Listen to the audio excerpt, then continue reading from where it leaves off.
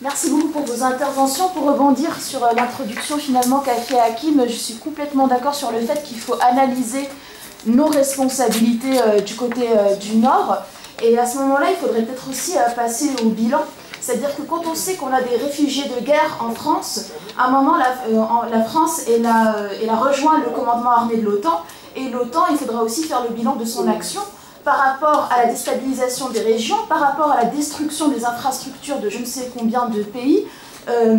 Effectivement, il faut avoir cette analyse géopolitique pour pouvoir aussi évaluer sérieusement nos responsabilités. Par rapport aux réfugiés climatiques, là aussi on ne peut pas dire que, parce que ça va être aussi, on va rentrer dans une ère de grand déplacement de population climatique, là aussi on ne va pas me dire que ce sont les pays du Sud qui seront les plus touchés par les désertifications, qui sont les plus pollueurs de cette planète et qui sont responsables du fait qu'il va bien falloir pour survivre, se déplacer. Là aussi, je vais pouvoir genrer parce que par rapport à la déscolarisation des fillettes dans certains pays, c'est aussi à cause du fait du réchauffement climatique. Et comme c'est elles qui ont la tâche d'aller chercher l'eau, chaque fois qu'il y a un degré de plus, nous on ne le sait pas ici, mais ce sont des femmes et des filles qui doivent abattre 10 km de plus pour aller chercher l'eau. Et enfin, par rapport à la question de réfugiés, je dirais presque de réfugiés, mais en tout cas d'immigration économique, là aussi, il faut voir le rapport de domination qu'on a par rapport à certains pays, du fait qu'on n'annule pas les dettes et qu'on les soumet à la pauvreté forcée et que du coup il va bien falloir que certaines personnes se déplacent aussi pour pouvoir survivre. Là où je vois une espèce de naïveté quand on arrive au débouché, c'est quand vous dites qu'on vient ici quand même dans des pays relativement démocratiques. Mais pour moi, on n'est pas dans des pays démocratiques, même si on a certaines marges de droit, c'est clair, mais on est surtout dans la mascarade. C'est-à-dire, là, Hollande, on sait qu'il commence à s'engager en Syrie. Quand est-ce que ça a été voté dans les parlements?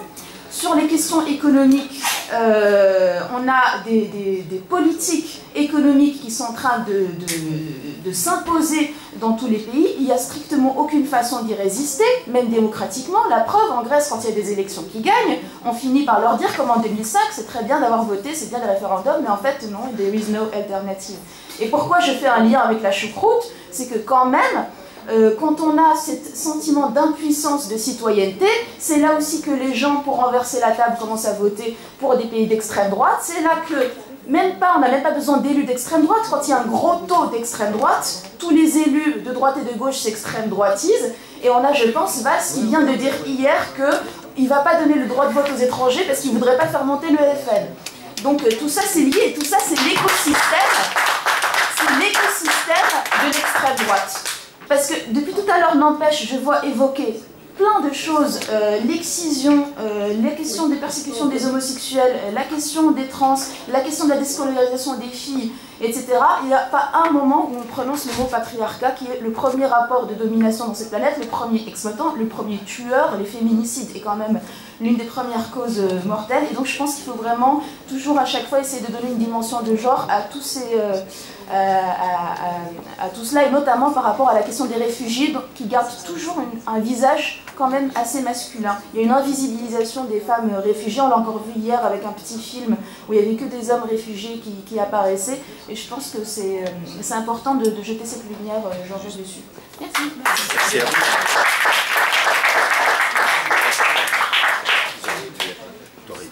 Le truc qui est extrêmement intéressant, effectivement en termes d'analyse du débat, c'est la dichotomie qu'on peut avoir des fois dans les analyses qui sont faites. Il y a le bon migrant, c'est ce qui a été dit, c'est le migrant intelligent qui travaille, qui est diplômé, qui doit rapporter de l'argent. Il y a le bon pays islamiste, celui qui achète des rafales, celui qui achète de l'argent, celui-là, c'est un bon pays islamiste. Il y a voilà, tout un rapport comme ça à la vision du monde. Il y a des bons pays à démocratiser aussi. C'est les pays dans lesquels on a des intérêts ou ceux où il y a du pétrole. Et c'est ce rapport-là à la réelle politique qui aujourd'hui est défendu par la quasi-totalité de la classe politique française et notamment par ceux qui sont au pouvoir. Effectivement, on ne se rend pas forcément compte des dégâts concrets que ça a après, et à quel point le fait de parfois accepter de vendre, on l'a dit, des rafales à des pays, mais plus généralement des systèmes de sécurité, etc., peut avoir des conséquences concrètes et terribles sur le terrain de ces pays-là qui, justement, les utilisent évidemment contre leur population. Mais du coup, moi, je voulais vous poser une question. C'est justement, vous disiez tout à l'heure qu'il faut casser le mythe de l'Occident rêvé, etc. Et effectivement, c'est une réalité, mais je me pose du coup la question, c'est les pays qui en ont la capacité en termes d'organisation, qui voient toute une partie des classes les plus favorisées, les classes moyennes, les plus éduquées, etc., partir de ces pays pour aller justement en Europe, justement. Est-ce qu'il y a des campagnes qui sont menées là-bas pour expliquer que justement, bon, évidemment j'imagine qu'en Syrie c'est compliqué de le mener, mais dans d'autres pays, est-ce qu'il y a des campagnes qui sont menées, est-ce qu'il y a des stratégies qui sont mises en place, même si ce n'est pas une solution, évidemment, l'objectif c'est d'arriver à ce que les pays se développent, deviennent démocratiques, etc. Mais est-ce que ces dynamiques-là sont mises en place? Voilà, c'est une question que je voulais vous poser. En fait, moi je crois que la seule solution à l'heure actuelle, c'est que nous, en tant qu'Africains, que nous puissions en fait développer des espaces, l'élargissement des espaces économiques, avec la mise en place des systèmes en fait de production et d'industrialisation endogène qui permet de régler le problème. C'est un problème économique qu'il faudra faire avec qui? Avec des Africains qui sont vraiment engagés à faire cela. Je m'excuse. Juste sur la question de Raphaël, moi je vais... Bien sûr qu'il y a des campagnes. Bien sûr qu'il y a, même si c'est des petites campagnes, mais des campagnes. Je vais juste te raconter très brièvement mon cas personnel. Ça fait 23 ans à peu près que je suis retourné vivre en Algérie. Et les 10 premières années, je passais mon temps avec d'autres militants, d'autres enragés, à dire aux jeunes: mais non, ça sert à rien d'aller te battre, d'aller de l'autre côté, etc., etc. Là-bas, l'Occident, etc., c'est ici qu'il faut se battre, etc. Donc à moi tout seul, j'ai fait 10 milliards de campagnes, à moi tout seul, sans parler des autres militants, des autres organisations qui mènent des petites campagnes. Mais en fait, non, ça ne sert pas à grand chose de leur dire ça. Il est nécessaire de le dire. Parce que pour eux, tu viens de Mars de leur dire ça. Parce que eux, ils ne sont pas aussi militants que toi, ils ne sont pas aussi militants que moi, aussi militants que le camarade ici, etc. Donc ils te disent: non, ben, je préfère. Il y avait juste une expression, et je termine là-dessus, qui disait en Algérie: yakunni l'doud ou ma yakunnish l'houd. Yakunni l'houd ou ma yakunnish l'doud. Yakunni l'houd ou ma yakunnish l'doud veut dire: je préfère que ce soit les poissons qui me mangent plutôt que les vers de terre. Ça veut dire: je préfère tenter de traverser la Méditerranée, quitte à ce que les poissons me mangent, plutôt que de rester ici, et de toute façon, à l'arrivée, c'est les vers de terre, quand je serai mort et quand je serai enterré, qui me mangeront. Le Rwanda a mis un paquet sur la jeunesse, parce qu'après le génocide, il y a eu beaucoup de jeunes, entre les jeunes qui sont rentrés de l'extérieur et les jeunes rescapés. Du coup, le Rwanda, c'est un pays vraiment consacré de la jeunesse. Et pour ça, le gouvernement a eu une vraie stratégie de donner une vraie place à la jeunesse. Du coup, ils occupent des postes importants. Et tout ce qui est la jeunesse qui est installée dans les diasporas, ces cultures sont éduqués. Le Rwanda met un paquet pour que ces jeunes rentrent, ils mettent des salaires importants pour qu'ils puissent avoir une situation qu'ils rêveraient d'avoir ici. Et chaque année, par exemple, il y a une grosse rencontre de la diaspora où le président arrive. Très clairement, c'est vraiment sensibilisé, c'est même sensationnel, où il explique à toute la jeunesse que chez eux, c'est le Rwanda. Et à l'heure actuelle, il y a des jeunes formés qui rentrent du Canada, de l'Europe et qui occupent des postes. Et c'est pour ça, quelque part aussi, que c'est cette intelligence, en effet, que la jeunesse vient chercher ici. Si les pays du Sud se donnent les moyens de mettre une petite stabilité, une petite stratégie, les jeunes peuvent rentrer, et c'est comme ça que le pays avance, parce qu'aujourd'hui, le Rwanda est un pays qui avance de manière spectaculaire. Je voulais faire quelques commentaires sur cette discussion. Je pense qu'on doit partir d'un point de vue, à mon avis. C'est que, pour répondre à cette question, je pense que moi j'ai une perspective qui est la suivante. Pourquoi il me recule? Parce qu'il y a eu un double échec. Il y a un échec des aspirations des indépendances. Il y a un échec de la dite communauté internationale. Donc, parce que quand on regarde aujourd'hui, ce qui se passe, c'est que les colons n'ont pas lâché. Et les élites ont trahi les aspirations de leur peuple. Donc, ça, c'est l'une des raisons principales pour lesquelles les jeunes émigrent. Et si on regarde, les indépendances ont échoué, parce qu'elles ont échoué, et l'idée aussi de communauté internationale a échoué. Parce que tout simplement, l'idée de la communauté internationale, c'est que c'est transformer la gestion de la géopolitique en gestion du néocolonialisme. Regardons la composition du Conseil de sécurité de l'ONU. Il est complètement caduc et injustifiable pour gérer du point de vue international aujourd'hui ce que représente l'exclusion de 2/3 de l'humanité dans l'instrument qui gère la politique et les relations géopolitiques internationales. Regardons les institutions internationales, la Banque mondiale, le FMI et autres, l'Organisation mondiale du commerce. Ce sont des organisations colonialistes.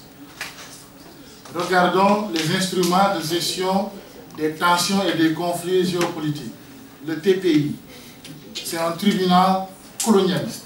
C'est un tribunal qui arrive à juger les bourreaux et ne juge pas ceux qui arment les bourreaux.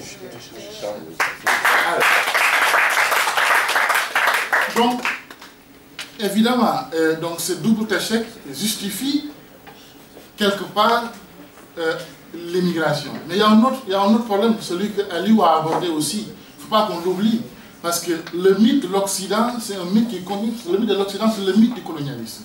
La colonialité permanente, elle continue à régir les relations entre l'Occident, les dits Occident, parce que c'est quoi l'Occident d'ailleurs? Qu'est-ce qui fait que Paris et Canberra se trouvent sur les mêmes points du point de vue de cardinal géographique que Dar es Salaam ou Paris ou Alger ou Paris? C'est tout simplement l'idée colonialiste qu'il y a une partie du monde qui peut se retrouver autour d'un idéal de supériorité civilisationnelle et qui peut regarder le reste du monde qui est là, qui est quelque part les 2/3 de ce monde d'une façon différente. Et tant qu'on n'a pas rompu avec ce complexe d'Occident, parce que ce complexe d'Occident qui fait croire que l'Europe, elle continue à être une vieille jeune, c'est-à-dire qu'elle pense, elle innove dans son pensement, mais de façon vieille. Donc l'Europe, c'est l'Europe des découvertes, c'est l'Europe de la colonisation, c'est l'Europe de la traite négrière. Et d'ailleurs, quand on voit la façon dont l'Europe traite ses immigrés, on se rappelle quelque part qu'il y a, je le répéterai dans tous les forums antiracistes là où j'irai, parce qu'il y a un problème dans le mouvement antiraciste qu'on n'arrive pas encore à résoudre. C'est la question de l'esclavage.